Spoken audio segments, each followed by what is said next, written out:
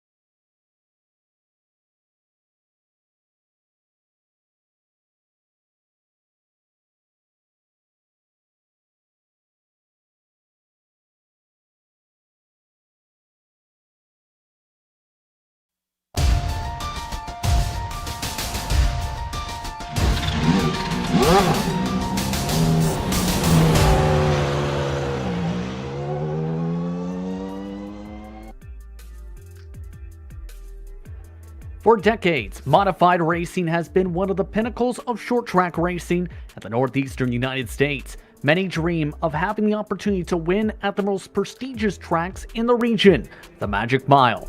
Mike Stefanik, Steve Park, and Ted Christopher, along with many more, built their names and careers in close-quarters modified action here at this racetrack. Today, the best drivers in the Major Series have come here to battle for victory for 250 combined miles. Hello everyone and welcome to iRacing's virtual New Hampshire Motor Speedway for the fourth race of the Major Series European Regions Pro Split season, the Musket 250, live on the Global Sim Racing channel. I'm Justin Prince. Alongside the booth today is Peter McKay and Christian Chowder. Behind the scenes is our director Sean Ambrose, and he's using cameras provided by Dougie Beard. For many drivers, a lot of history has been made here since the 1990s. Let's learn more about today's racetrack with our GSRC track guide. Welcome to Zolder, a temporary home for the Belgian Grand Prix in the 70s and 80s. In present day, it's mainly used for GT and lower-level formula racing. The track sits in the northeast corner of the country near Hasselt, nestled right up against the Albert Canal.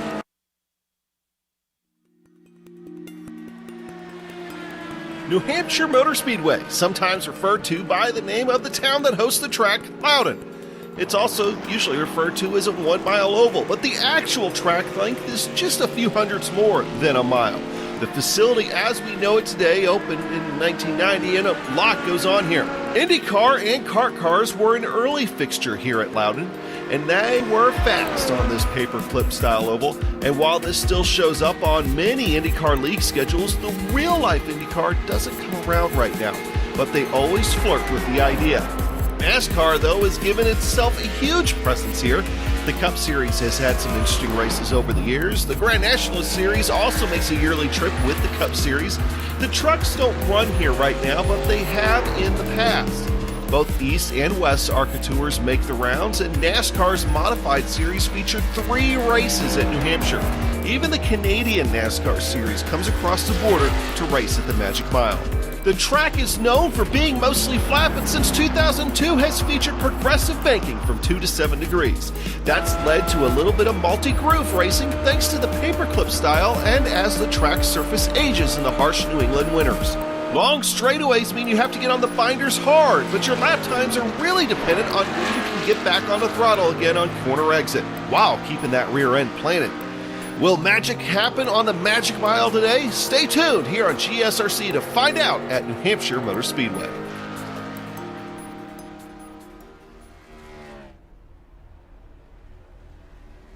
That's a look at your GSRC track guide for New Hampshire Motor Speedway. Now, Peter, First things first, when it comes to these modifieds, a lot of great races have taken place here with these machines here at this facility. Your expectations, first of all, here at New Hampshire for these modifieds, the Tour modifieds in particular today? Well, this is a car that is going to be a little bit unfamiliar to most of our drivers, but isn't that very much the major series way? It's all about being adaptable and being able to settle into a new car. And well, these modifieds, well, they are quite the beast to master. 6-litre motor in these cars, only 1,200 kilograms, 180 mile an hour top speed. These are actually much faster than a NASCAR Cup car around a short track as well. So the drivers are really going to have their work cut out today. I think the trick is going to be staying out of incidents, and hopefully we'll keep those yellow flag periods to a minimum. Now, the interesting thing when it comes to these modifieds too, when it comes to New Hampshire, is they also run with a restrictor plate on them. So it's similar to what you may see as pack racing around this racetrack. For those who watch the NASCAR Ignite series or many of the races that have taken place over the years here, a lot of close battles and close finishes have taken part here in the modifieds at New Hampshire Motor Speedway. But these drivers are coming in today with a close battle in the point standings as well, as Handsome Pete from Team Mad enters today's round with a 10-point advantage over Dallas Pataska. Keep an eye on those two. They've been quick throughout practice today.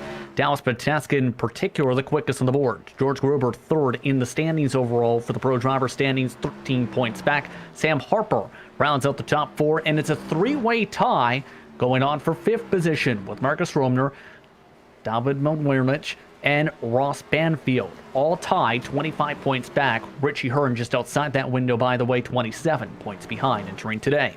For the Sportsman drivers, Sean Brown enters today with a 62-point total, 3 points more than Mike Gaunt. Jack Weddle is third in the standings, 12 points behind, with Stefan Rossman and Stuart Elder rounding out your top 5, 14 points the separation. Meanwhile, for the Legends drivers, it's Richie Hearn himself who's leading those standings with 100 points on the campaign. That's 3 points more than David H. Baker. Bob Beltrami, who's one of the quick drivers here today, 17 points back in the standings in third. Ray Partridge, Rob Gall round out the top 5 entering today. And there's also the Legends Sport drivers, where it's Missed Apex F1 Podcast Team 1's Colin Ward, who leads the way with Jan Brony, all tied up at 45 total points. There's also a tie for second between Scott Kukaz and Andy Banfield, 13 points back. You also have a 3-way tie for third position, 15 points back rather. Fabricio, Rafa, Elamati Philbus, and Hotho round out the top 5 in the standings, tied up 19 points behind, multiple ties inside the top 10. And all of that being said, Christian, the teams as a result, there have been 2 dominant ones for the pro standings so far. Yeah, absolutely. In Team Pro, it's pretty much been the Grizzly TFR show at the front. Obviously, first and second, Team Le Mans ahead of Team Daytona by 5 points. Quite a bit further back, actually, is Bombshell Racing, 55 points back from the lead in third, with Dog Bear Europe 11 points behind them on 66 back, and then Team Mad 92 back in 5th. Also as well, the Sportsman side has had 16 different entrants enter races this season. Missed Apex has been looking strong, Christian. Yeah, Missed Apex F1 Podcast Team 1 are continuing to reign the supreme in the sport team standings with 210 points. For the Hanson Brothers Racing guys, just 19 points back. HW Racing quite a bit further back again. Kind of seeing this actually in both team standings. The top 2 are pretty close and their third is a little bit further back. So HW Racing 63 back, Black Tree Race Crew 87 back, and then Missed Apex F1 Podcast Team B are 92 points back from their sister team in the league. Interesting combination of letters and numbers there. We'll get to the references to that later on, but let's reference our race details for today, because here's the key part. There are 2 125-lap races today, Peter. They are indeed. It's going to be a long day for those drivers out there, because to keep the car clean across those 2 races is going to be very, very tricky indeed. And as always here in the majors, an open setup as well, and we know how secretive you oval guys can be about your secrets, so it's all about your setups, I should say. So it's all going to be about who's going to be the best team and who's built the best setup for this race. And I think Christian knows for sure that it takes thousands upon thousands of laps and hours upon hours of preparation to get ready for an open setup race such as this, as the drivers are currently getting ready with the final 4 minutes of final practice before they'll have 4 laps and 5 minutes of solo qualifying for today. Now, Christian, when it comes to today as well, though, it's going to be intriguing how the drivers handle the strategy for these races because of the fuel totals as well. Yeah, so you have to make at least 1 pit stop for fuel throughout the race. You can make, by my numbers, about 82 laps on fuel. So I suspect we're going to see drivers do one of 2 things. I think as soon as there's the opportunity to make it to the end from, say, a yellow, like around about lap 40, we might see drivers come in there, fill up, and then basically go from there to the end and never pit again. I think that's one serious option because track position is so important in these cars. It's very, very difficult to pass. Obviously, with a restricted plate, everybody's tightly packed, and to be honest, there's not a massive amount of things that you can do to the car to get a lot of extra performance out of it. And I think everybody's kind of figured it out pretty early on. I mean, in the support races, everybody was really, really close on pace. I only expect that that's got closer as the week's gone on. It's going to be interesting how things play out. By the way, your quickest driver on the board is Dallas Pataska in practice with a 30.424, followed by Kirk Crumb's 30.448. Jan Verde with a 30.471 just pulled off in third. Eric Mickey, Sam Harper, your top 5. All those drivers are the only ones in the 30.4s in hot lap pace so far. By the way, the weather conditions are similar to what fans may have noticed during last year's Musket 200, when drivers took part in 200 miles of racing action here in real world action in 2020. It's 101 degrees. Take that to 100 degrees. The track temp at the moment, 77 degrees is your air temperature. Partly cloudy skies. Wind currently very calm here in Sim Day is September 15th, 2021, just about 2 p.m. in Sim time. So it's expected to be fairly toasty for these drivers here at this racetrack here, Peter. It looks like it, yes. And of course, that high track temperature is not going to be what the drivers want to see in terms of their tyre wear, because that as the track temperature lifts, the tyres they find it harder to grip in and get that adhesion on the surface as well. As you can see, it's a pretty rough surface here as well at New Hampshire Motor Speedway. It's actually started racing here in an absolute vintage year, a very good year for Bordeaux wine, but also clearly a very good year for short track racetracks, 1990. Now, today we'll also have one onboard camera with you with Isaac Snyder in the 13 machine, and you can see he's laser focused in this pack, trying to get some experience and to be ready to go for when all these drivers will be battling back and forth. And that laser focus is going to be so important today, to keep an eye on the lines and try and keep an eye on where the drivers in front of you are going to be, Christian. Yeah, and the big thing here is it's so hard to pass that you kind of got to be you got to be close, and you got to be ready to take advantage of mistakes, really. So right now, he's obviously got the 2 guys ahead of him having a bit of a battle, and he can probably, if he can close up a little bit, get a good run down the front stretch here. And that's really what it's going to be about. It's going to be about watching somebody kind of get impatient, try and make a move, and then when they slip up, taking advantage of them. Like you see here, he's got the opportunity to get the outside. This is pretty much what I expect that we're going to see all day. It's hard to differentiate yourself, and the way to do it is to not make mistakes and be patient. And I think restarts are going to be a really, really important thing here, because that's going to be a good opportunity to gain a lot of positions just by kind of, being with it and not kind of being asleep on them. Now, what's the best way to get positions on the racetrack? Well, you can qualify well, for one, because qualifying is now about to get underway. Once again, 5 minutes, 4 solo qualifying laps for today's action here at New Hampshire Motor Speedway, as drivers now hitting the racetrack for qualifying. By the way, your charity in support for today's action is Best Friends Animal Society, which helps homeless pets in every corner of the U.S. They're the nation's largest sanctuary for homeless animals and provide adoption, spay and neuter, and educational programs. For more information or to donate, go to bestfriends.org.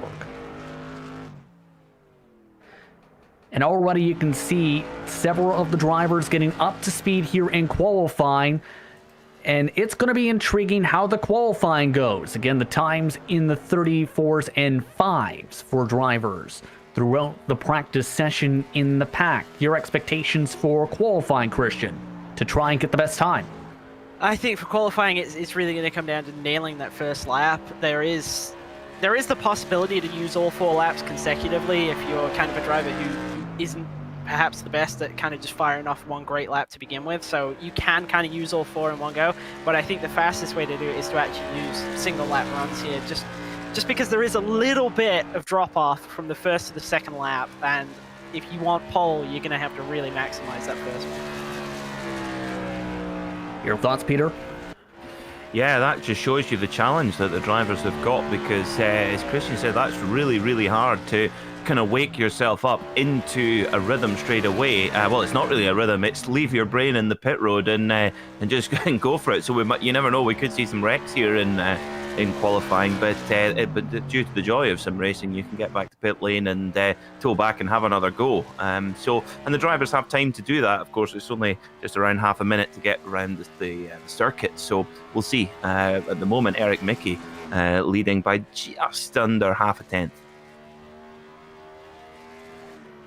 Now, as several of these drivers continue the laps, keep in mind that the distance for these competitors, with the combined total from both the laps, is among what is an all-time record total distance, give or take, for the Whelen Modified Tour in real-world action. That was in 2018, when the format seen itself bumped up to 250 laps / more than 250 miles when you add the 1.06 portion of the miles total here at this racetrack. That was a little bit more than the 1960s and 70s at Martinsville.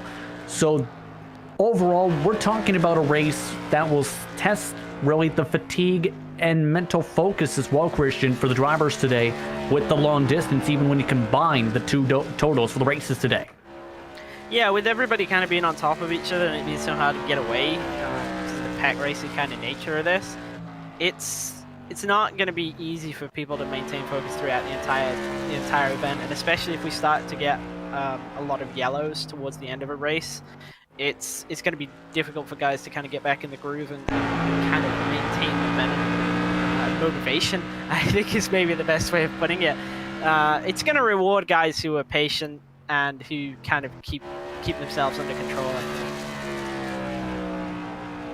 Under 90 seconds to go in qualifying. Dallas Pataska, your quick time at the moment with a 30.457.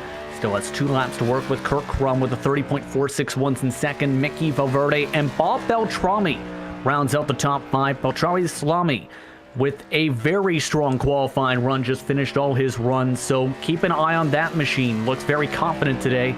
You could say the same thing about Dallas Pataska, who will look to try and set up one more quick lap. Bottom of the board, by the way, sees drivers in the 31-second bracket looking to bump them away into the 30-second portion of the charts.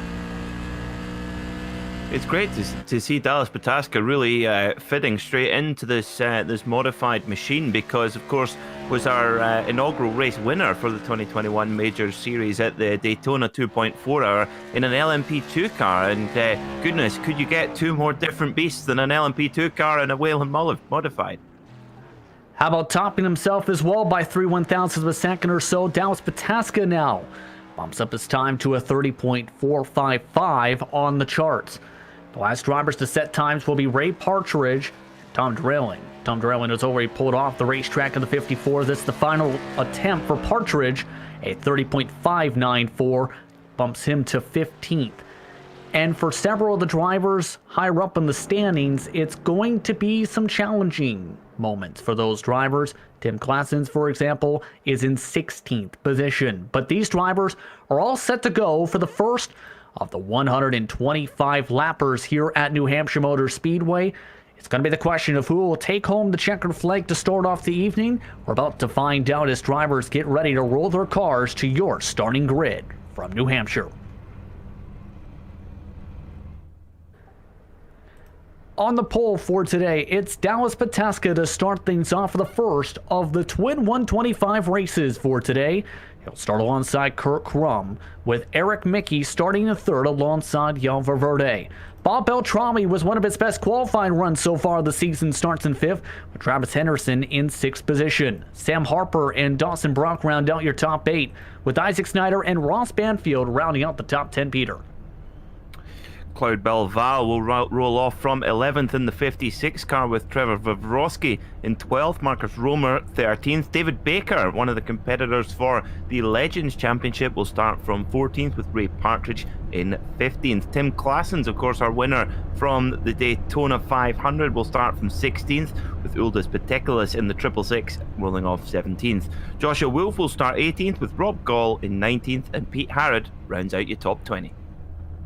Line up in 21st, we've got Tom Drayling and Darwin Meitz in 22nd alongside him. David Melner, it's in 23rd with Dick Mueller back there as well in 24th. Actually surprised by him. He was 2/10 off his fastest time in practice. Then we had Cordell Colon in 25th with Aitor Sintes Galindo in 26th, and Colin Marsolf way off his best time in practice, almost 2 seconds off, back there in 27th. That's a look top to bottom at your starting grid on the left side of your screen as drivers get ready to go for the first of the 125s. Keep in mind that the running order at the checkered flag of this first 125, there will be a 10-car invert to keep in mind for later on in today. But the drivers have now finished up rolling onto the starting grid for today's action. One pace lap here at New Hampshire Motor Speedway before we take to the green flag. First things first, Peter, your expectations for how this first race of 2 will go here today, especially if you want to try and take the checkered flag. Well, I think the driver with the target on his back is Dallas Pataska, of course, our pole sitter, but quickest in practice as well. So it's showing his versatility at the wheel, but it can all end very, very quickly. We've mentioned the restrictor plate aspect. Plate racing can be frustrating as well, so hopefully the drivers keep it nice and tidy in the early laps and bed themselves in. Your keys to victory, Christian? When you make that pit stop, not losing a lap when you do it, and then kind of keeping yourself composed as you have to get back through the field of the guys who've not pitted yet. That field time is going to be very critical, especially with the longer amount of time it can take on iRacing to fill up those tanks. But the drivers are all set to go. The iRacing pace car in turns 3 and 4. It's Dallas Pataska on the inside, Kurt Crum on the outside. Green flag is out. We're underway for the first of 2 races for the Musket 250.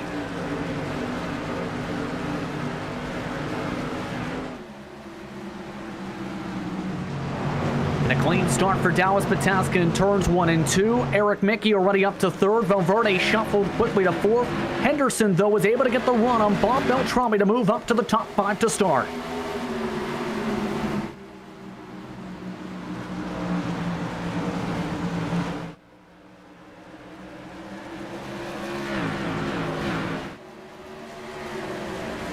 Into the first lap, Dallas Pataska leads. Crum, Mickey, Valverde, Henderson, your top 5 as they get into rhythm here at New Hampshire Motor Speedway. And already we were expecting Pataska to look strong to start. He's looking strong to start with a 3-car length advantage here, Peter.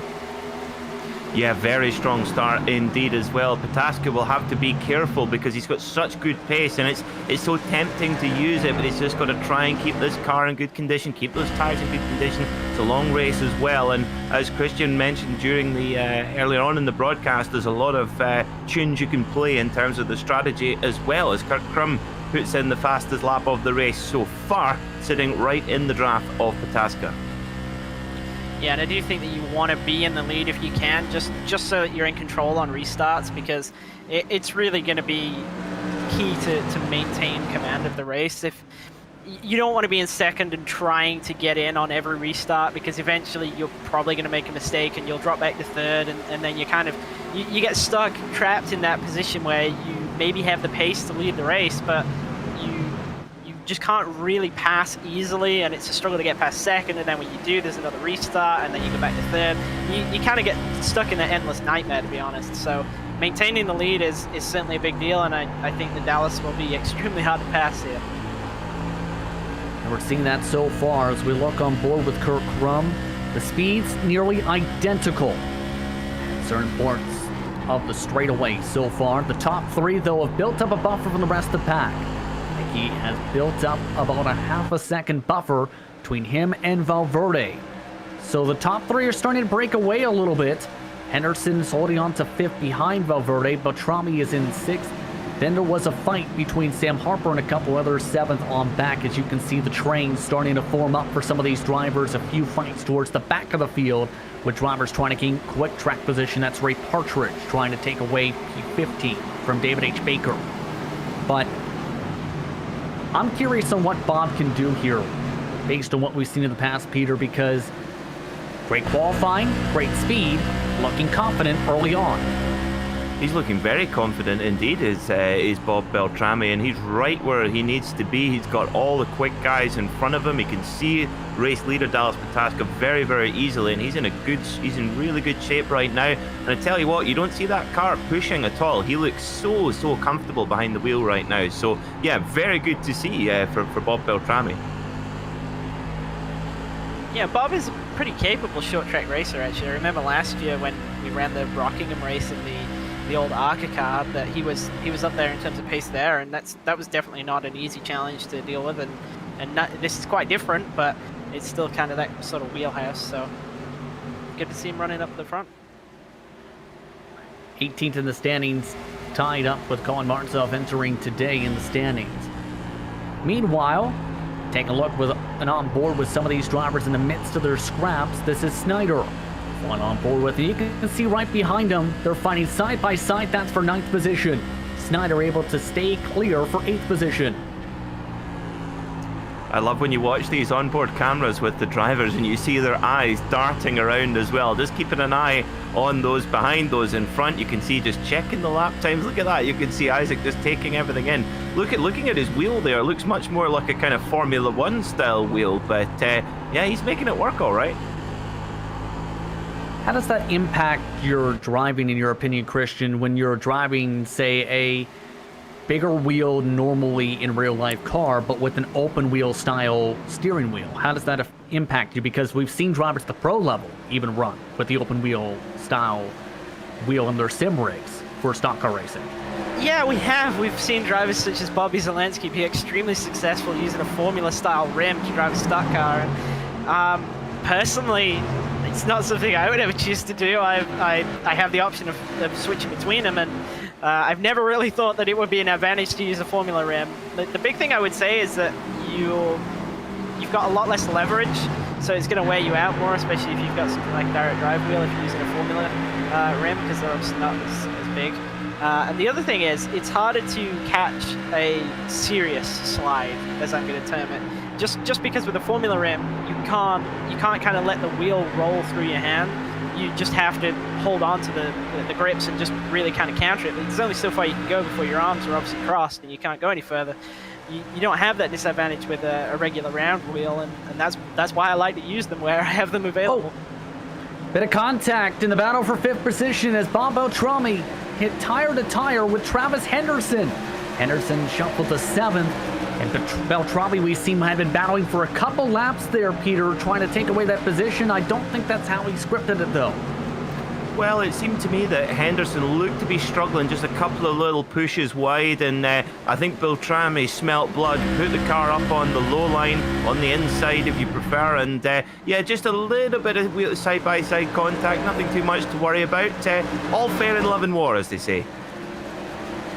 And now Bob wants to take away that 4th position. They have lost a couple seconds to the top 3 with all the scrapping. Sam Harper also trying to join the fray.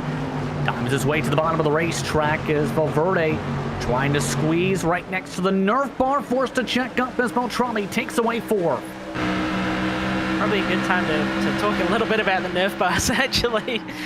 They mean that you can race pretty aggressively in these cars. Obviously, the proper etiquette is to not use them, but they are pretty resilient, at least in terms of side-to-side contact. As you see Valverde having a really poor exit off of turn 4. He's going to lose a lot of spots now. Seems like now some of the kinetic machines struggling the touch bit. Valverde now under attack from Snyder, who's looking to take away 7th position. You have Ross Banfield also trying to catch up with Bobrovsky in this grouping. Tell you what, but I thought Valverde was going to pancake the wall there when Beltrami was coming through a lap or two ago, but didn't do it. Okay, first caution of the day. Ray Partridge losing several positions. Dawson Brock also shuffled about as we're under yellow for the first time today. And it appears Dawson Brock hit by Ray Partridge in the battle for 14th position into turn 3. Puts us under caution. So the 82 hit from behind by the 88 to put us under yellow. Yeah, so the 88, that's the one part of the car that you really can't get into, is that left rear kind of nerf bar. If you get into that, you pretty much guaranteed to spin them around, and actually got pretty lucky that you didn't spin him right across his own nose here. Just looks like it's just a bit of a miss time. I don't think that Ray was expecting Dawson to be as heavy on the brake as he was there. They were heavily battling for that position. Keep in mind, Partridge had gained a couple positions prior to that incident, but now we're under caution and several drivers have elected to come down and pit. There is one tire set available in the pits, keep in mind, for drivers. We talked about the fuel strategy here too, Christian, and very early play for these drivers to come down now. Yeah, if this goes green to the end, they can't make this, but I'm wondering if what they're banking on is kind of consecutive cautions or late race cautions that will allow them to extend out and make this their only pit stop. And it's obviously a high risk play. I don't think we're going to see anybody take tires at this point. There's just really not a lot of benefit in doing so. But it's definitely not what I would choose to do, but it could work out. Looks like all of them electing to just take fuel, about 30 seconds apiece for the drivers in the pit lane to be able to fill up the tanks, it appears, for the time being. They do sacrifice track position. The biggest driver who dropped in that positioning was third place, Eric Mickey, electing to top off. Everybody else like to stay out on the racetrack. It's Dallas Pataska, Kirk Crum, Bob Beltrami, Sam Harper, Travis Henderson, now your top 5. Now, real quickly, when it comes to Sam Harper, he's running with a special helmet today for the 52 machine. That is in memory of his father, who passed away 5 years ago this week. And you see it in the mirror with the special tribute on his helmet today, Peter. That's a lovely touch. Of course, the driver's helmet is something that's very, very sacred. You speak to any racing driver, whether that be in the sim or out in the real world, it's very, very important. A lot of drivers refer to it as their calling card, and a lot of drivers are offered a lot of money to sell their helmet space, but many prefer to keep that as an area of personalization to reflect their personality in a way, and that's lovely. A lovely tribute there as well. And I believe Sam Harper has got his usual Scottish saltire on the top, which is extra nice to see for me. Indeed. The green flag is out. Meanwhile, we're off and away with Dallas Pataska with a great launch. Crum holding on to second. Beltrami moves his way up to third. Contact for fourth on back. Snyder hit the back end of Sam Harper on the outside line as Henderson attacks on the bottom. Big wiggle there for Harper, and obviously Snyder got in the back of him. But this is kind of an opportunity for everybody behind, with them stacked up 2x2 ahead, to sort of sneak through on the bottom. Now Snyder forced up on top. By the way, one of your biggest movers, remember Tim Claessens, who's struggling in qualifying with a 16th place run? He's going to have to dodge this incident. Caution flag is out as it's Isaac Snyder who gets turned to the inside wall. He's upside down as we're under caution as he gets hit in the back of the field. Wow. Let's take a look at this one as Travis Henderson was underneath him and clips that left rear nerf bar coming into turn 1 for a massive incident. See Snyder on the top side here. He's not clear, but it just looks like the two of them kind of just got together. Just a little bit of pinching going on there from the bottom line. Unfortunately for Snyder, that's a big impact, and flipped upside down is probably going to lose him a lap there at least.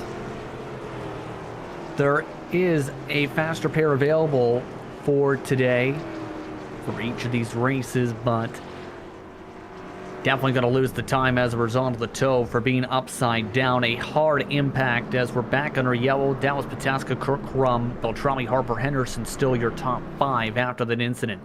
And just before that, they were starting to get very dicey and quickly, Peter. And that's where it was talked about by Christian, some of that aggressiveness on some of these starts expected. Absolutely, and what is it they say? Yellows breed yellows, and it's absolutely true. And especially with this format of racing, track position is so hard earned that the drivers do have to take more risks to get it, and that, of course, in turn has consequences, and we've seen that already. And as Christian rightly pointed out, Dallas Pataska is wanting to keep him by running at the front. Yes, he's having to work hard, but no one can crash in front of him. It's certainly not until lap traffic comes in, but he can control it from there. And I think keeping out of trouble today is going to be the key thing. So you want to be running as far to the front as you possibly can. And just right before that incident, Christian was about to bring up, I should say, Tim Claessens as well as Handsome Pete. They're both up multiple positions in the double digits, just about. For Claessens, it's 16th to 7th. For Handsome Pete, it's 20th to 10th. Yeah, they've really wasted no time moving their way through the field, and I think they gained a couple of spots when we saw drivers come down on that first yellow. But obviously, for Tim, that's been a significant on-track gain as well. So they're doing what they need to do, really. And something that I maybe missed a little bit when I was talking about why drivers were coming down originally on that first caution is the fuel fill time is obviously very, very long. And even if it's not necessarily an advantage to lose track position now, it might be an advantage later on. So they're still short on fuel, right? But if everybody's short on fuel and they're less short on fuel, if everybody pits at the same time, say lap 70, they'll spend less time in the box and they'll leapfrog up to the front of the field. So that's an extreme long play, but that could be why they took the opportunity to make that early stop. It's going to be interesting how that all plays out later on in the race to see if that gamble pays off for those drivers. By the way, Snyder has been in the box now for more than 3 minutes, still having to get repairs done on his 13 machine. He's just getting into the car right now. But the rest of the drivers will get to the green flag here. Dallas Pataska off and away. We're back racing from New Hampshire. What a launch there from Dallas Pataska. Left Kurt Crum in his dust there as well, already pulling 2 car lengths into turn 1. Trami Salami able to clear by for third as Sam Harper trying to swing it though on the top line. He wants third position now with a missed apex machine. Good pull down the back straightaway. Couldn't get himself clear as a bit more contact with the Nerf bars. As Beltrami Salami holds on to that third spot. Henderson now looking to attack as a sea of blue and silver cars come up behind Harper. Maybe call it the Beltrami bar. Well, I guess that's a way to put it, as Henderson gets loose meanwhile. Yeah, just a sea of blue and silver TFR cars right now battling it out towards the back end of the top 10. They all work together in the final practice as a contingency group. So they're showing that preparation by being together. A bit of contact. Henderson sent squirrely. Several cars forced to snake around as they straighten it back out. Henderson now giving back the line to the bottom side. Vrosky backs off. They're going a bit wild right behind him as well. That's where Pete Heron is. Handsome Pete is still trying to fight with Cordell Cologne. They have Ray Partridge and several others who are all snaking behind them. And it looks like he's making the top side work, and obviously the second lane up, so to speak, tends to be the preferred in single car, but if you can get to someone's right rear at this racetrack, it makes it very difficult for them to get off the corner, and you can really kind of pinch them down. It's obviously high risk because they can throw you into the wall pretty easily, but it is an opportunity to make passes if everybody's bunched up. I tell you what, Pete Harrod there as well, of course, our winner at Zolder in the F3 cars, edging out Richie Hearn for that feature race win, but must be something about open wheelers that he's enjoying. Yeah, these machines take a different skill set than compared to, say, a NASCAR Cup car on the iRacing surface, Christian, because you have to be able to finesse these machines around the racetrack, save the tires properly, be able to stick around the preferred line. All that comes into play when it comes to learning various cars, but what are some of those major unique challenges you feel for drivers trying to learn this machine? Well, I'd say this car is extremely capable in the sense of with the, let's say, the NASCAR Cup car, you kind of always really feel like you're sort of scrabbling around for grip. You never really feel like it's completely hooked into the track, and the rear is always moving around. Whereas with these cars, there is a lot of tire, there is a lot of grip available to you, especially on corner entry and through the center. Obviously, exit. Here, we're down a little bit of power with the restrictor plate, which makes them a bit easier than they are at, say, a true short track, say something like South Boston, where they're pretty difficult to get off the corner, actually. But the overall feel with these cars is they're just very, very planted.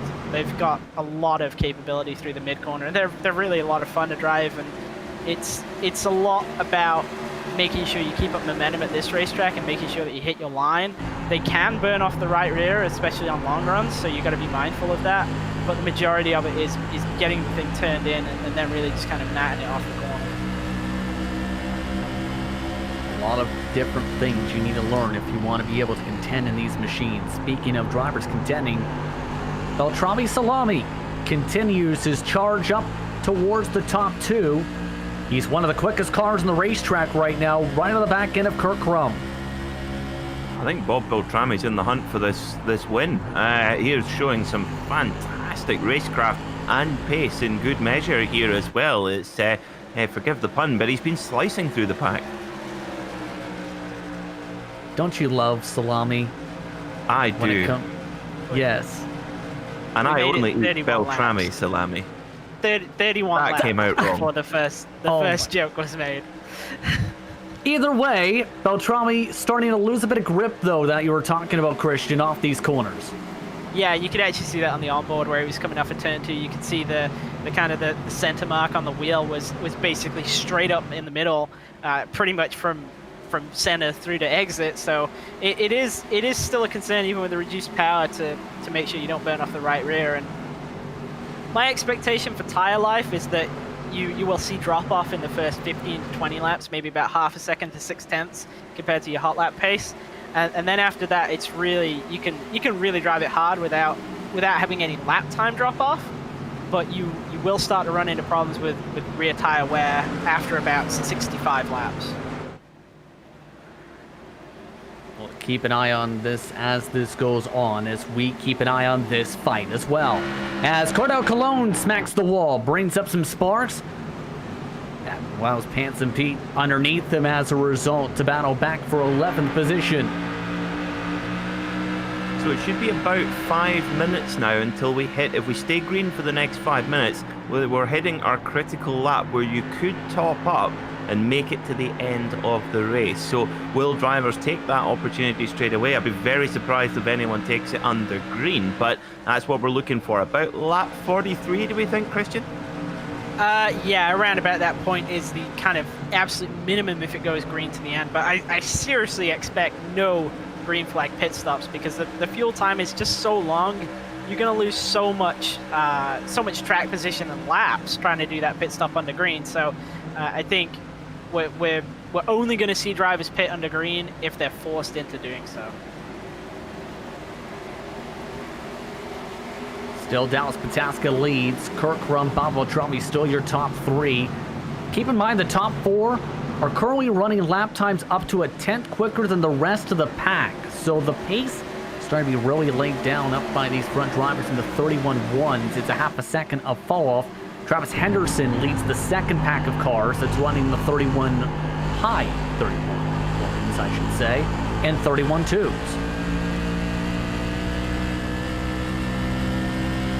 And have to say, Peter, how difficult do you feel it's going to be for these drivers to catch back up to the pack if they start to lose the draft of the top drivers with this plate? Well, it's kind of a slippery slope, isn't it? Because when you see the drivers pulling away and then you overdrive and then you take even more life out of the tyre and then you just keep drop back, so it's a really slippery slope. And it's, I have to say, to give a short answer to your question, it's very, very challenging indeed. And that's kind of when you're seeing the pack pull away, that's when you're praying for a yellow. Yeah, and it's kind of like a slow bleed as well with this car because the gaps between everybody is so fine. You don't need to be a lot slower to kind of just gradually drop away from the guys ahead of you, and that I think is what we're seeing here with Travis Henderson. That he's not got the draft help in the front four, and he's kind of, well, he's not in no man's land, but he's a little bit quicker than the guys behind him, and it's just it's a difficult place to be because you can't gain time quickly in this car. It's not say like a regular stock car where you can be like blasting off laps like 2-3 tenths faster than the guy ahead of you. It's just not going to happen in this. So you just got to be patient. You got to kind of work on it, and just hopefully they start battling ahead of you and they slow themselves down rather than you kind of speed up and catch them. By the way, still following along with this train of machines where there are 7 cars with a form of blue in them. Yes, the color blue seems to be the trend for about third all the way back to the end of the top 10. Some of the teammates start to battle here. Again, this whole train of blue cars, essentially starting with Sam Harper at the end of the lead pack. Then you have Travis Henderson, Vrabowski, Klassens, Valverde, Romer, Partridge, all with blue as part of their paint schemes. Very commentator friendly. JP, do you remember a time in the Coca-Cola iRacing series where almost everybody had a red, white, and black schemed car as well? This is kind of like that, but with blue. I mean, blue's my favorite color, but keep in mind that the top 3 don't have the color blue. Just following the trends here, everybody. As Dallas Pataska, have to say, based on his career on the ovals, we've talked about this in the past, Christian, always known for his consistency. He's been consistently very quick, and one of the quickest drivers all race long so far in that lead.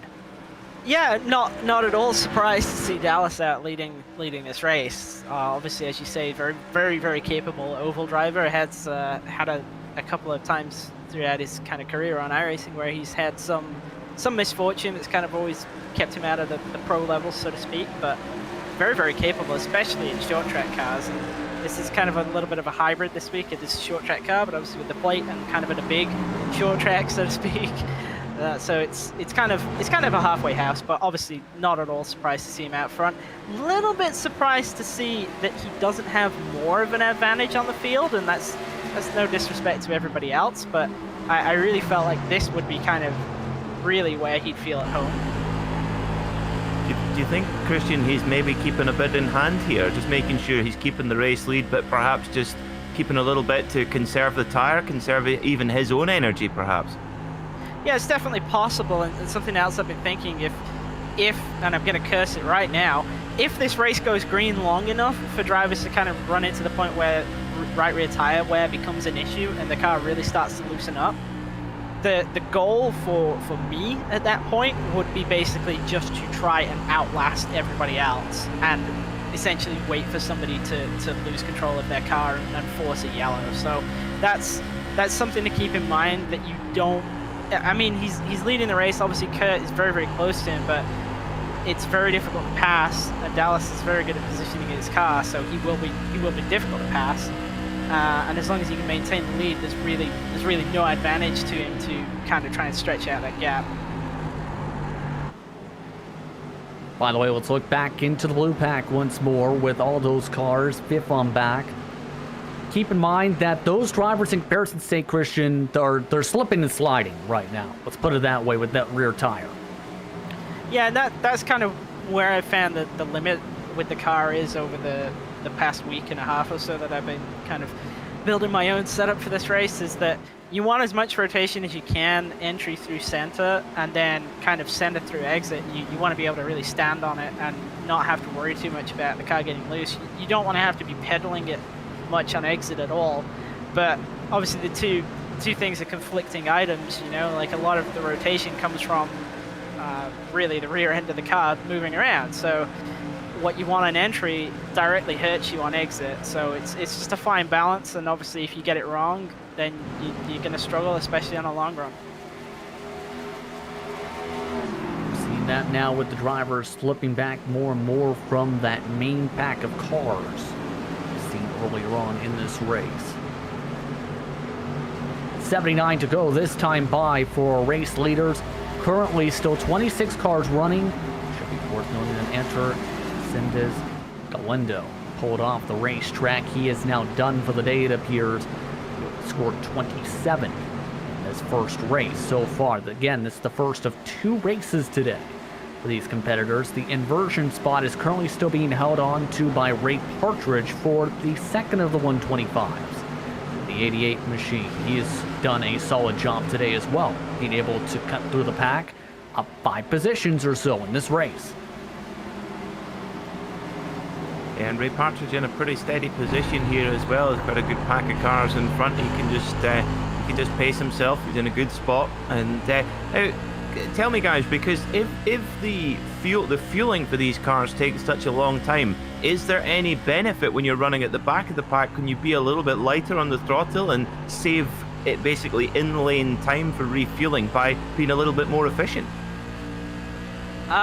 You can save a little bit, but it's where I think the guys who made that early pit stop will definitely have a significant advantage. If they filled up, it would have been about 15 laps under green, I think. So they're probably maybe 3 to 4 gallons less to fill compared with the guys ahead of them, and it's not insignificant in terms of the fill time of this car. They're going to gain track position. First of those drivers that I can see is Ross Banfield. He's back in 12th, so he's actually in a really good spot if we have a caution around about, well, any time now really, because this is kind of the point where I fully expect if we get a yellow, everybody is going to pit because you can get to the end from here. No one's taken a blink quite yet towards the lane under green flag conditions, as we are now at 75 laps to go as we look at Banfield and the UDOX machine. Currently just driving behind Handsome Pete. Cordell Cologne's also in this train. You also have David Wernich, as well as Tom Durailing, Eudis Poteclis also in this grouping. This is about 6 seconds or so behind your race leaders.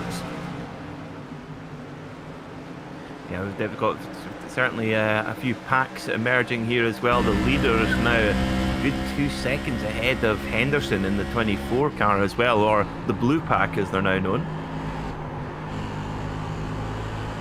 All just working together in a line essentially, and you can tell just how difficult it is to be able to build up that run to pass with the restrictor plate as the whole run goes on. No one has rather taken that deep dive quite yet to try and make a pass in these packs. Yeah, and it's just really difficult to kind of get to the left rear to have the opportunity on the bottom lane, and the car is very, very sensitive when transitioning across the banking from the lowest lane of the track to kind of that second lane that everybody is running. So you can use it to your advantage, but it can also very, very easily go against you if, say, the guy you're trying to pass on the top, who's on the top side is kind of pinching you down, and you cross over that transition as you're coming to exit. You're not going to be able to map the throttle. You're going to struggle to get off the corner, and you're going to lose momentum. And obviously with the plate, momentum is king. And if you're in one of these big lines of cars that we've got built up, if you lose momentum and you get stuck, then you're probably going to the tail end of that line. So it's just really, really difficult to pull off passes. You've got to be very assertive with them, and you've got to not make a mistake. Because if you do, it's a massive loss. You're definitely going to lose more than you have the potential to gain. And I think that's why we've got a lot of guys kind of content, especially people towards the back end of the top 10. Right now, Pete Harrod is about 1.5 seconds off 10th spot. I'm kind of surprised that I haven't seen him close up, because that's really an opportunity for him to grab that invert pole for the second race. And I think really that's why we're not seeing so much fighting happening in the back end of the top 10. They're all content with what they got.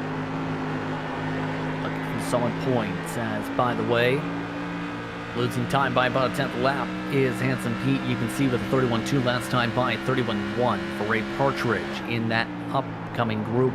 And here's the tough thing here, as the attack is now underway from Ross Banfield, is if you go too high as well, and this is partly why I don't think you see the drivers quite trying to dive up to the high side, Christian, necessarily, is there are a ton of marbles outside that third set of dotted lines around the racetrack, as he clips some of those marbles as he slips and slides with a right rear tire. Yeah, I mean, you know as well as I do, JP, that outside of that third lane at this racetrack, there is nothing there. So you never ever want to end up out there. There's honestly no reason to ever use anything above the third lane. As you see, Pete is just struggling now with his right rear to get off the corner. Yeah, clipped all those marbles I was talking about right there. He is right up into the thick of those marbles in that groove. Side by side now with Cordell Cologne, as Cologne cannot get himself clear of the 21 though off the corner. Avmalernic also falling on behind now as we're on here in this fight. This stops the rising run of that machine, but keep in mind this is right where we're expecting the cliff to start off, about this lap. Yeah, it's interesting you mentioned it as a cliff, JP. I think you're absolutely spot on. It's like all of a sudden in the last 2 or 3 laps, someone's just switched the grip off. You can see all these cars have been on rails through most of the race, and all of a sudden, right through the corner, the rear moving around all the time. And when the drivers ask for the power out of the exit as well, you can see the rear end of the car sort of shaking its head in disgust, saying, really? We've not got much left in these tyres. Very easy to kind of end up stuck in that sort of runaway situation as well. Like if it starts to slide, if you don't kind of arrest that sort of direction that it's going, it's only going to get, I mean, it's only going to get worse anyway, but it will get worse at a very rapid rate if you sort of become okay with the idea of the car just sliding off the corner. And I think that's probably actually what Pete's going to start to find out pretty soon here, because he looks very, very loose right now. See him still drifting all the way up above those third set of dotted lines here with that transition and progressive banking throughout the corner with the 12% grade here at this racetrack. 65 to go this upcoming time by. Up at the front, Dallas Pataska continues to lead. Kirk Crum still holds on to second. Beltrami, Salami, and Harper round out your top 4. The interesting thing is Harper's been trying to take a different line compared to the top 3. The others have been going a half lane higher in the corners. Harper's been trying to dive it in a little bit more, trying to round the first set of dotted lines. This time goes a little bit of a higher arc, trying to dive in the corner. Crazy to think as well, Dallas Pataska has led every single lap of this race, all 61 of them as well, and it's so hard to tell though. How much is he keeping in hand? Is he having to push? Is he very comfortable? He's certainly hiding it very, very well. He's keeping his cards close to his chest. It just seems very difficult to be able to build up the run as we talked about. You can tell though it's going to be important, Christian, to know those numbers and have the preciseness in the pit lane if these drivers indeed have to duck down into green flag conditions, because we've seen how long it took for about 15 laps of fuel, about 30 seconds. That's a long time here, alone here in New Hampshire. That's 1 lap worth of time just to fill up about 15 laps of fuel. Yeah, absolutely, and I think that's where the leaders have an advantage in that regard, because if there is a yellow, they're right behind the pace car when they come into pit road. I think they can probably fill as much fuel as they need and get out ahead of the pace car. The guys at the back of the line might not have that luxury. They might have to come down twice to not lose the lead lap. And I'm just trying to kind of get a rough idea as to when I expect guys are going to be forced into making a pit stop here. And we've obviously had 2 yellows at about 4 to 5 laps each. So my predicted max on fuel was 82. I think we're going to start seeing drivers forced into pitting around about lap 90. Those drivers do end up having that situation where trouble ensues, as the second pack, by the way, is now dropped to 4 seconds behind. Running 31.2s, 31.3s, and 31.4s in this grouping here. Marcus Roner among the drivers who has taken a couple peaks here in this group, keep in mind. He has passed Valverde past few laps or so, but that 81 just has not been able to build up the full run to get through this wall of teammates up in front. Not been able to get the run on the Blues brothers here. Of course, Tim Klassen's our winner in a Ford at the Daytona 500 last time, two rounds ago, I should say. He's doing a solid job, getting better and better as this race has gone on. Of course, had some great speed in the Masters Formula 3 last round for the wild card round for the major series, and that was intriguing if you think back a couple weeks ago at Circuit Zolder. Yeah, this is actually a pretty big advantage to have this many team cars in a race, especially something such as this where it's very I don't want to say it's draft orientated, but it's pack orientated is probably the best way of putting it. And having 3 cars lined up like this is good for them because they don't, like, they know they're not going to have to fight each other. They know that if one driver is significantly faster than the other, he's almost certainly going to let the other guys go. And the other thing is they can really control a line on a restart, and they can sort of prevent them all getting shuffled. So I think towards the end of the race, all these guys being grouped up is going to actually work out pretty well for them. By the way, a big cloud has settled over the racetrack that is starting to really cool down this circuit. Almost looks a slight bit of a haze as well starting to come over this racetrack. The in-sim time is just about 3 p.m., keep in mind, so the grip levels may start to go up a little bit in terms of the track itself. It's down to 98 degrees. Remember, the green flag was about 101 degrees Fahrenheit earlier on today, Peter. Well, I think the drivers will be very, very happy indeed to see that cloud because that will just be making life that tiny bit easier right now, and these tyres will be falling to bits now with nearly 70 laps done of this race. And yeah, the track temperature cooling, or at least staying where it is, they'll be very glad of that indeed, because as we've mentioned, if you push wide, if you just make a slight mistake when you get onto those marbles, it's well, they might as well be glass marbles, because you really do not have any grip at all. By the way, up in that lead pack, Bob Beltrami has now shuffled back 1 position. Beltrami has really started to fall off the cliff, I've noticed here a ton. Sam Harper has not. He's going for 2nd position. Sam Harper is now the quickest car in the lead group. He has now jumped his way to 2nd position. Yeah, and that all really kind of happened actually because Pataska and Crum were having their own battle, and Crum made the attempt to make the pass into turn 1 last time and actually lost out from it. And now Harper was able to take advantage and move up to 2nd. And it was just actually better to bring up the point that Dallas is quite heavy on rear tires, and I know that, having raced with him for a while. So there's the possibility here that somebody like Sam Harper is probably in a better situation than he is right now, and I think it's kind of just shown right there off of 4. He's got a really big run. He's looking to the inside. I think Sam Harper is clearly the guy who's kept his tires in best condition right now. Sam Harper to the inside to take away the race lead, and it's our first lead change of the day. Coming on lap 72, the missed apex machine now to the point. And now it's the matter of, can he run away in the 52? Was a full 2/10 quicker last time by than Dallas Pataska as Bob Beltrami has pit. It's huge risk to make a green flag pit stop, but obviously he's killed his right rear to the point where he just feels like he's not able to stay out on track safely, and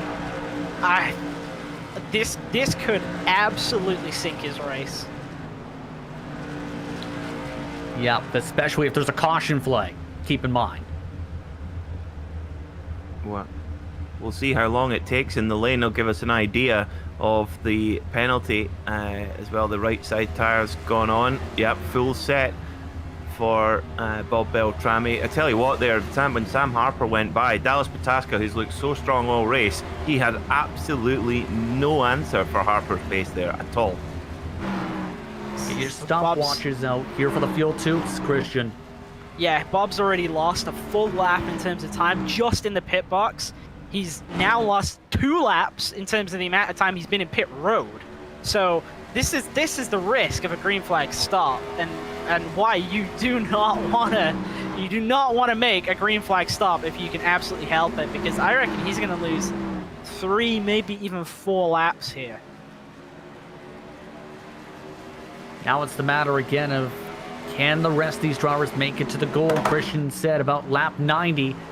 as they look to try and clatter around that bottom line. No one's made the trip down to that bottom line into the pit lane quite yet. By the way, a bit of a battle starting to form up around 15th position. Should be worth noting Uz Protectless and Eric Mickey, who were drivers who did top off, are fighting. That's currently the battle for second net on their strategy for fuel, remember. And Beltrami is still in pit road. He just got out of the box with 1 minute and 32 seconds. Bob Beltrami with a net time in the lane of almost 2 seconds, or 2 minutes rather. A long time, to say the very least, as he comes out onto the racetrack. That's going to be interesting how the rest of these drivers now take this as a result. Yeah, and I just can't see how this is going to work for him, because it's so high risk to pit that early on. I mean, we know that drivers can make it to lap 90 before they need to pit, or approximately that. So in a situation where you're going to lose 3 laps, to pit 15 laps early is kind of a very high risk strat. Eric Mickey, by the way, clearing himself into 14th position. Cologne and Isaac Snyder now looking to fight. By the way, Isaac Snyder is still battling with Bob Beltrami on his lap. He'd be in the lucky dog position if there was any trouble at this moment as Snyder clears on by.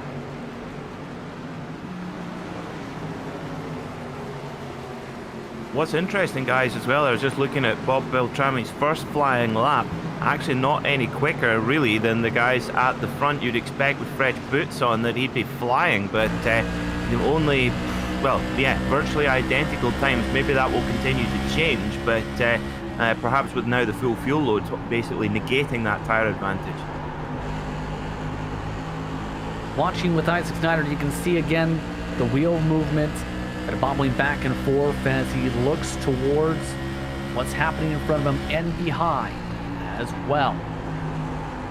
You can see just how much he's trying to roll that bottom along with his teammate at the moment. Those drivers trying to gain some time. Snyder again, 25th position. Remember, after being upside down, he's in the backup car. Yeah, and he's in an interesting spot, because for the longest time he was really the only driver not on the lead lap. So he wasn't really fighting anybody, and he was just basically logging laps and hoping there would be some yellows to give him the lucky dog. And now he's actually got a little bit of a fight, because he's got to keep an eye on where Bob Beltrami is, because if Beltrami passes him, then Isaac loses an opportunity to get a lap back. And to be honest, he's probably stuck in that position if that happens, because Bob will then just perpetually be the lucky dog car until he's back on the lead lap. So Isaac needs to fight this when Bob gets to him. Keep in mind, with Bob Beltrami's call, he is running 0.3 of a lap quicker than the race leaders. He is at the back end of a train that features Colin Martzoff and Dick Moore at the moment, who are battling for 21st and 22nd position. Looking back at the choo-choo train for 4th at the moment, though. And this is where coordination can also be interesting, especially with teammates, because we see it with super speedway racing, the coordination. How about coordination here at New Hampshire for the pit stop timing? Well, of course, they'll have to all be very, very coordinated coming into pit lane. If there's a big rush, we've got another driver on the lane right now. I think it's Pataska. Yes, it is. Dallas Pataska has elected to come in. 82 laps is how long he went as they pass by all of the pit boxes. So to the first stall he goes as well for his service. Now, this is where it's going to be intriguing how much fuel he ends up putting into the tank here. Again, it was 1 minute and 32 seconds for Bob Beltrami, and Beltrami is currently 3 laps down. Sam Harper has continued to go on the racetrack for another few laps, along with Kurt Crum. Yeah, and if this stays green, I think that Ross Banfield is absolutely in a commanding position, because he's got way less fuel to fill than everybody else when he does make his green flag pit stop. If of course he makes his green flag pit stop, he's going to come out. What? He saved 30 seconds in terms of fuel time. Oh, caution! Caution is out! And the tempers are flaring as the caution is out for an incident down the back straightaway. It involves David H. Baker and Udis Puteklis.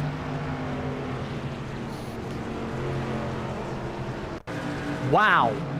Let's take a look as the 666 sent up into the air in the battle for what was 16th and 17th.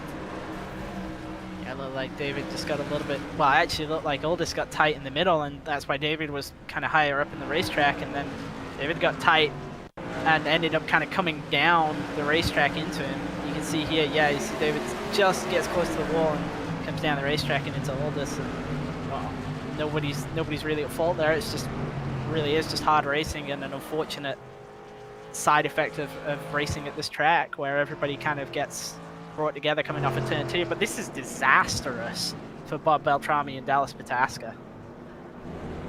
Yeah, I can tell you there were not some happy drivers on the radio after that, as everyone else able to come into the pit lane. I believe one person missed their stall. That was Dick Moeller, who ended up rolling on through. But now Pataska is 2 laps down. Beltrami is 3 laps down. Handsome Pete had also been in the midst of his service 1 lap down. So several of your contenders lose time and laps as a result of this incident. Well, that really shakes it up. It was, we haven't seen such a long green flag spell in this race, and then all of a sudden, just at the wrong moment, it just seemed that obviously for Pataska and Beltrami it was more a necessity. It was almost felt like they had to pit because they could not last on those tires. Now here's the question, can everyone get out of the pit box in time? Several drivers will not. Several will actually lose a lap here possibly in the pit lane trying to get the car fueled up. Yeah, this is what I was talking about earlier in terms of drivers who are towards the tail end of the lead lap and the kind of the tail end of the pace car train. They will struggle to get out ahead of the pace car and not lose a lap. That might explain why the 83 may have rolled the first time, as your race leader is now Dawson Brock after all the shuffling here. Trevor Bobrovsky in second, Darwin Mites, Kurt Crum, Joshua Wolf is now your top 5. Sam Harper dropped to 13th with a 1:03 pit stop. Several others only had to take a 37-second stop, and that's where that fuel differential definitely comes in, Christian. Yeah, exactly. The guys who pitted really early on in the race have now kind of reaped the reward of doing that, and obviously it has completely shuffled the field. So now what do you expect with the shuffling, Peter, and how this could play out, because this completely changed the complexion of the races. By the way, the 83 has now lost a lap trying to fill up the tank. I actually think we're going to see at least one, maybe more cautions before the end of this race, because with that field being shaken up, then, well, you're going to have drivers who aren't quite as used to being at the front as for example, Pataska has been throughout this race. So I think we could see a little bit more carnage here. Lights are out on top of the iRacing pace car. By the way, the wave arounds include Pataska and several others. Handsome Pete also went around to get a lap back. Claude Belval, it's 1 lap down as a result of coming down. Ray Partridge not able to get a wave. Now, it's the matter of how Dawson Brock handles being the race leader.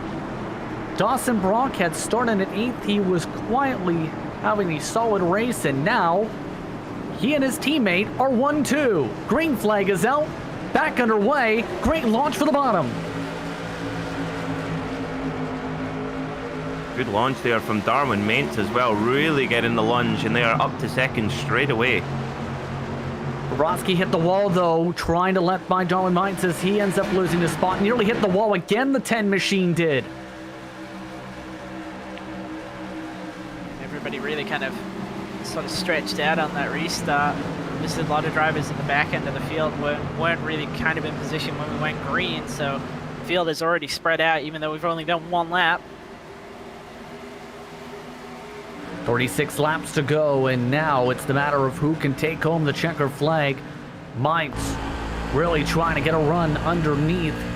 Wolf is losing some time. Ross Banfield, we talked about, in a decent spot, is in 5th position as well in this train.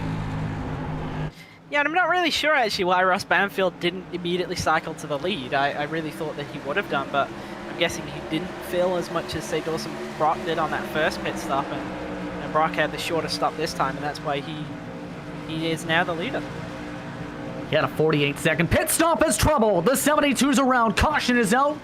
Collecting Kurt Crum.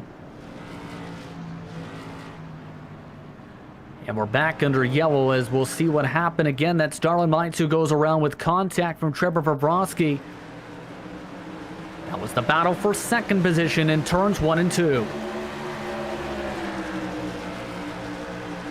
Well, they say cautions breed cautions, and that is what we've seen here, as well as, oh, that's the lightest of tap on the Nerf bar, and round they go. Taking two teammates out too. Yeah, unfortunate for Kurt Crum there. Obviously featuring the top 5 the majority of the race. He was running the top to try and avoid that, and actually went straight to where the spinning car of Darren Mites ended up. Big hit, in fact, there for Kurt Crum. And how big is damage when it comes to these cars, Christian, if you get significant amounts of it, as you'll see some of it for Kurt Crum right here? Well, the chassis is pretty strong. Obviously, it's surrounded with Nerf bars, but the motor is not particularly resilient, so it's possible he's going to have some damage there. There is obviously a fast repair, so he might be able to come down and fix it. But something else I was keeping an eye on is Ray Partridge, I believe, is the lucky dog. So he will get a lap back, and he will be on the lead lap now. Would I be right in saying that it's a GM motor in this car, Christian? I believe it is, and I feel like you're going somewhere on this one. So you were saying it's not particularly resilient? Are we having a Daytona 500 discussion again? Yes, we are. Which was won by a Ford, by the way. I'm not sure. I can't even dispute this because I won my race in a Ford as well. So. Well, 33 to go. Partridge is the lucky dog. By the way, there was a pit stop from third position for Bobrovsky. Elected to come down and sacrifice the track position to top off on fuel. Darlin Mites also came down for service. So now they'll be at the back of the grid for this one.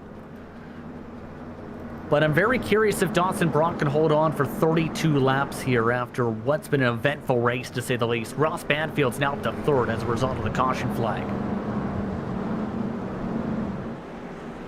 Isaac Snyder, by the way, also coming in for service. Darlin Mites, the second time, has also come in. Snyder is 2 laps down in this race. We got a lot of contenders who are actually still not on the lead lap. Pete Harris is back 1 lap down. Dallas Pataska is 1 lap down. Beltrami is 2 laps down still. Isaac Snyder is obviously 2 laps down. There's a lot of guys back there who were fighting inside the top 5, top 10, and even for the race win, who are now really just trying to salvage something from this first race. Obviously, they've got the second 125 to get some points back, and presumably not make the same mistakes with regards to strategy that they have in this race, but obviously still not what they want, especially not when they know they're fast and they know that they had the chance to win this. Coming up to the one to go signal to reset your top 10 at the moment. It's Dawson Brock, Joshua Wolf, Ross Banfield, the top 3. Henderson and Drilling, along with Cologne, Martzov, Baker, Harper, and Klassens, the top 10 at the moment. We'll see how things fare out here as we get the one to go signal. 30 to go when the green flag flies. Again, 2 teammates, 1, 2. We also have a third in 4th position, so a 1, 2, 4. TFR Pro Machines.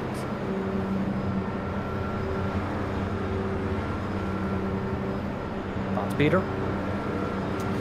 Well, this is where it's going to get very, very busy. 30 laps to go, and well, it's going to be about keeping that little bit of space in hand, because we've seen that Nerf bar. It's pretty unforgiving. See how this plays out. Brock and Wolf at the front of the field. Green flag is back out. We're back underway as the Grizzly TFR Machines in control at the front. Dawson Brock with a good launch. Also a good launch for Joshua Wolf. Ross Banfield able to get single file. Henderson and Drailing up to 4th and 5th after some good launches. Cologne, though, trying to battle hard. All while David H. Baker and Colin Martzoff are also fighting side by side behind him. Yeah, I got a pretty tough battle going on behind them as well. The 52 is Sam Harper, nearly got center in by the 86 of Eric Mickey into turn 1. Gathered it up, but is going to lose that spot to him. Seeing Harper now get back into the line in 11th position. And how frustrating is it knowing you're at the front early on, but now don't have the track position? They're going to have to dodge an incident in front of them, though. Caution is out as a massive stack up out of turn 2. It's the big one at New Hampshire.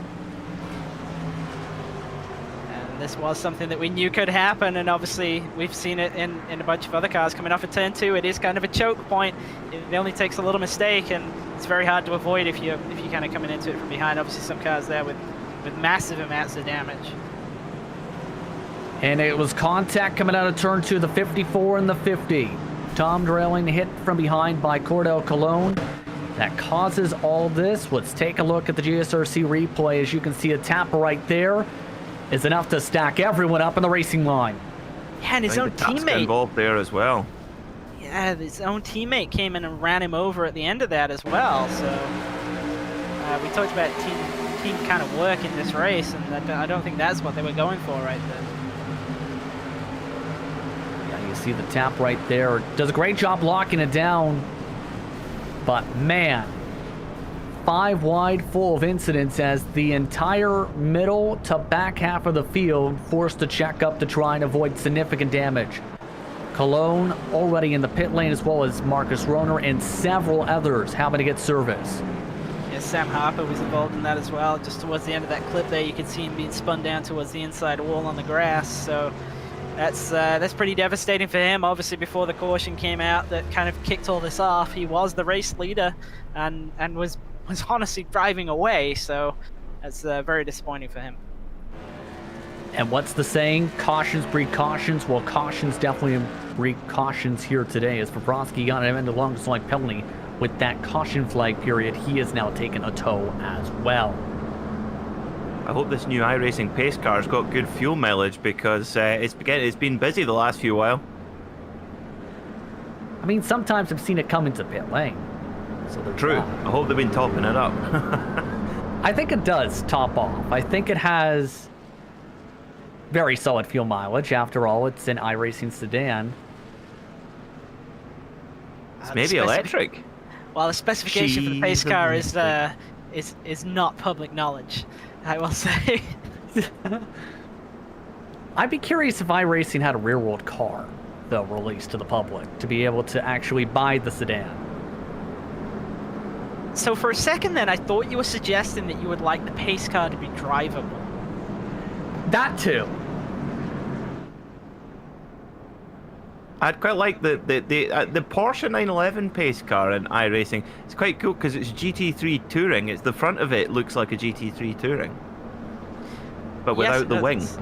It's got the center locks from the GT3 car and everything as well. So full race spec pace car for you. Yep, full Porsche and a reg spec pace car too, which makes me very happy. Why does it seem like every single time recently, as the discussion has always gone around this iRacing sedan, it seems. Everybody seems to have a thought on the sedan, to say the very least. 25 to go for the race, by the way. As Brock, Wolf, Banfield, Henderson, Valverde, your top 5. This is going to be an intriguing finish to this race.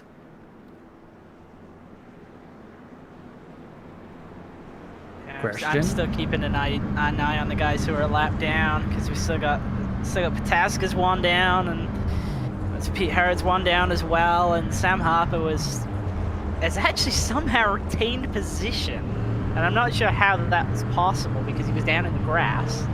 But then again, the entire field was almost stacked up behind him, so that might have had something to do with it. We'll see how things fare out again. It's Brock, Wolf, Banfield, Henderson, Valverde, Crum, Onerwich, Baker, Harper, Partridge, your top 10. So Sam Harper has migrated his way back into the top 10. Partridge, who was a lucky dog a few cautions ago, to get through to get back to 10th. Barney the flagman ready to go at the start and finish line. Green flag is out, back and away. That man has some forearm strength. Get him in a modified. How about a strong start, though, from a couple of the drivers up towards the front. A bit of Nerf bar contact to the heart of the pack. We keep it straighted out. That was contact, I believe, between the 381 and the 69, possibly, as they get single file for the top 5. Already, though, Valverde looking to take a peek underneath Crum.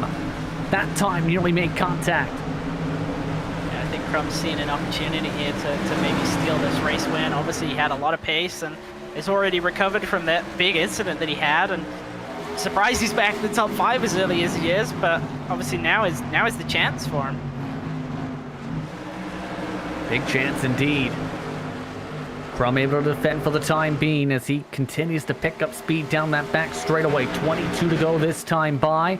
Wolf to keep the rhythm up, and Brock trying to take a wider apex line compared to some of the others. By the way, Sam Harper trying to claw his way into the top 10, making a move on the outside line. In fact, with a bit of contact. Yeah, very, very close with Tim Claessens there. Claessens dove up the inside of him into 3, and Harper was kind of just pinching him all the way around the corner, and a little bit of side-by-side Nerf bar contact on exit there. It's gone in Sam Harper's favor, but very risky, though. We've seen earlier on in the race that can go the other way very easily. Up at the front, though. Dawson Brock still holding on, but Ross Banfield is coming in quickly. All over the Nerf bar of Wolf. Actually backed it up and then some into the corner, giving him a car length of space in front.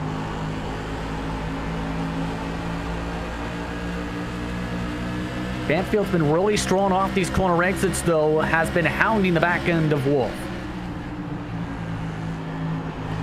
Yeah, you can see he can really keep that car nice and tight, so he's got the car feeling really good late on in the race here. 20 laps to go, about 10 minutes, so really coming into the business end. But it's the Blues and 2 is out the front. The Blues brothers, Brock and Wolf, leading so far.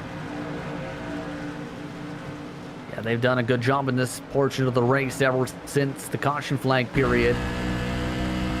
But it's still not going to be easy to hold on here for 19 more laps this time by for these competitors. Keep in mind that Valverde has also been able to move his way into 5th position past Crum, so that's also somebody to watch for. The Kinetic Racing machine slowly but surely crawling his way on forward. Yeah, and he was actually slipping back towards the start of the race, and there's reversed progress, which is great to see. It's been moving forward. Time has gone on here, Christian, in this pack. Yeah, there's a lot of battling going on actually around about Sam Harper. Claessens has managed to clear him, but it was very, very tight for a moment there, and I think Harper must have some loss of speed because he just doesn't look like he can carry anything down the straight. But at the front, Banfield's making attempts, I would say, to start getting to work on Josh Wolf, but he hasn't been able to get alongside him yet. Looks like he might be able to get alongside him into 3 here. Can he do it? No, he can't. Trying to force Wolf to go a little bit more deeper.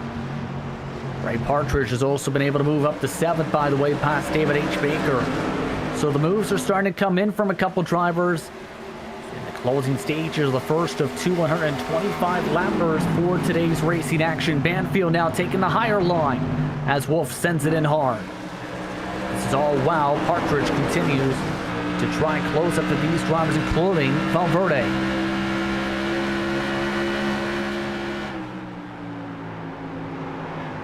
For 4th position, Travis Henderson trying to hold on to that spot.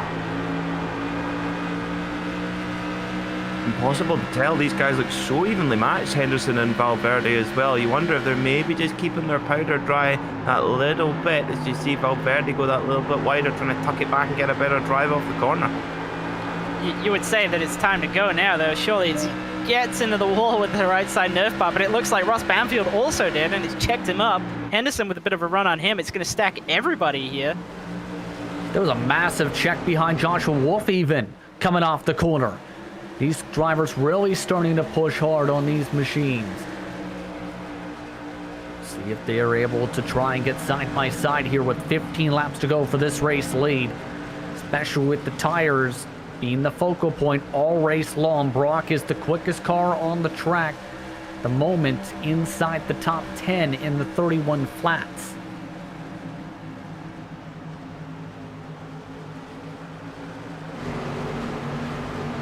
Fastest overall was Darwin Mites with a 30.8 at the very back of the pack.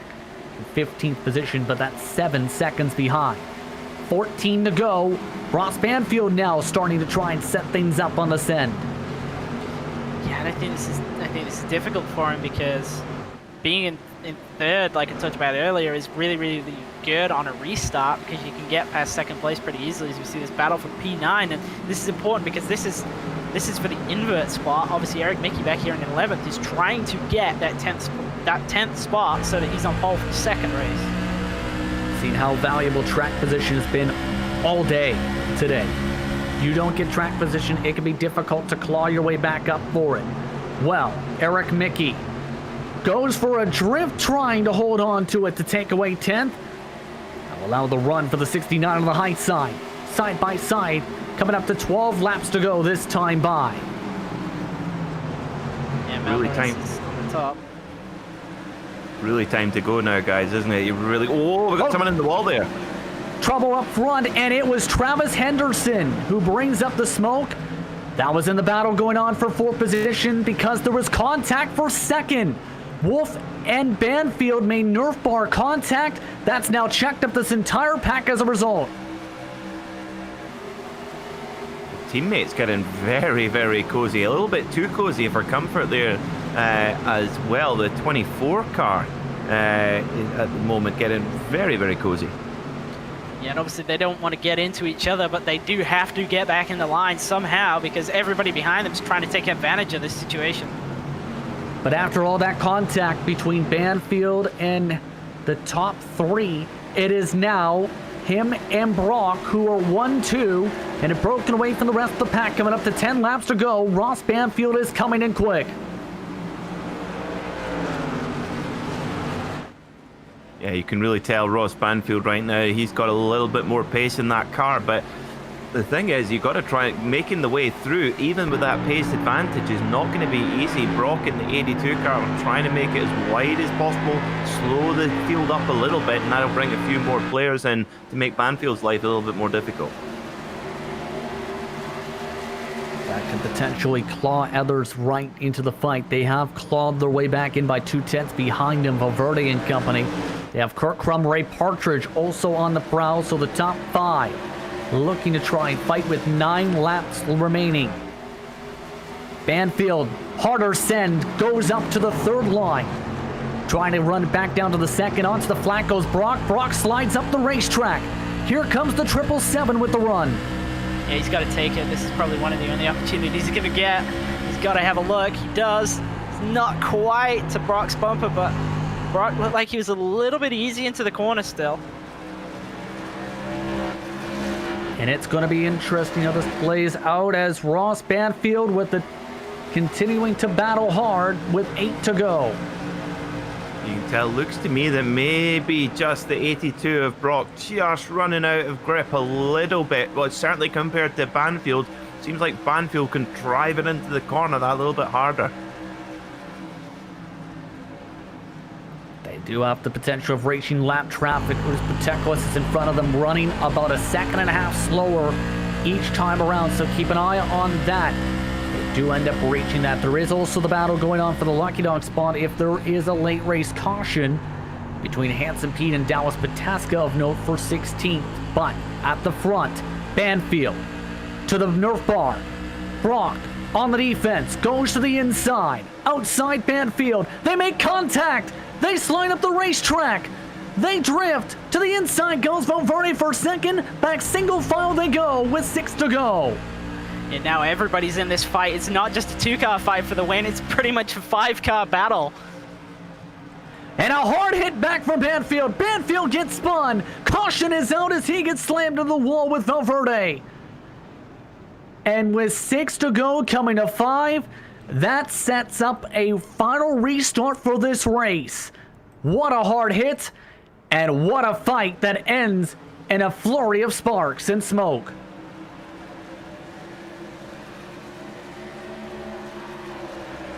We was just getting really just a little bit nasty there as well. Brock defending very hard. Little bump from Banfield to Brock, and then that just checked up Banfield, and poof, nowhere to go, and that's a big hit. Yeah, there was the kind of the block on the front stretch from the 82, and the 777 went to the top, and Valverde went to the bottom, and the 82 checked up the 777, and unfortunately for Valverde, there was just no opportunity really to get that car out of there. So a massive incident brings us back under yellow. There are no green-white checkered attempts, keep in mind, for this race today. So one more chance for a restart, it looks like, with laps remaining. And now it's the matter of, can Dawson Brock hold on for the closing stages, you feel, Peter? Well, he's showing there that he is prepared to throw whatever is necessary at protecting that race lead, but I tell you what, he's going to have his hands full here with Kurt Crum. Remember, Kurt was a real front runner for most of the early part of the race, had got involved in someone else's wreck. Now he's right back up there. He's a man reborn, so Brock's going to have his hands full here for sure. Yeah, and Christian, he was getting very defensive too, knowing the speed that was coming in quick from Banfield.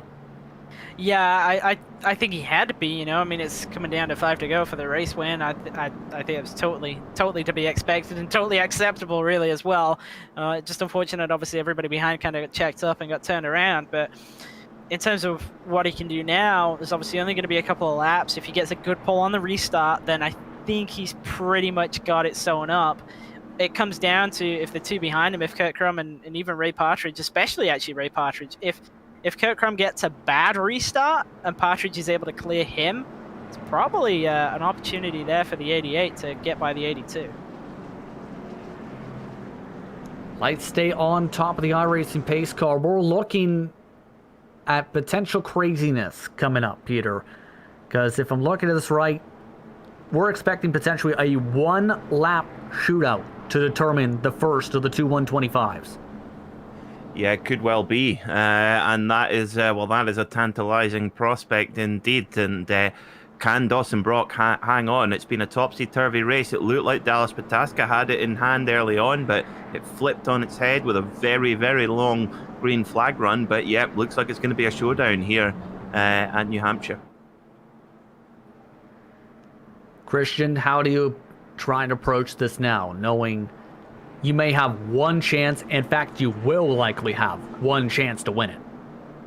I think it depends on where you are. Obviously, Dawson Brock, it's really a case of tricking people into just being asleep when you do decide to go. If you're Kurt Crum, you're kind of in that horrible position where you're second on the restart. You're kind of on the defense for the inside line of Partridge. I think actually Partridge is in a better position if he can actually sort of get to the 82's bumper and kind of push him on the restart. He might be able to clear the 7, then he might have a chance down into 3. I think anybody further back is out of the question unless anything happens ahead of them. 1 to go, signal on the iRacing safety car. Dawson Brock, Kurt Crum, Ray Partridge, Joshua Wolf, David H. Baker, your top 5. Tim Glassens, Travis Henderson, Eric Mickey, Sam Harper, David Monirich rounds out the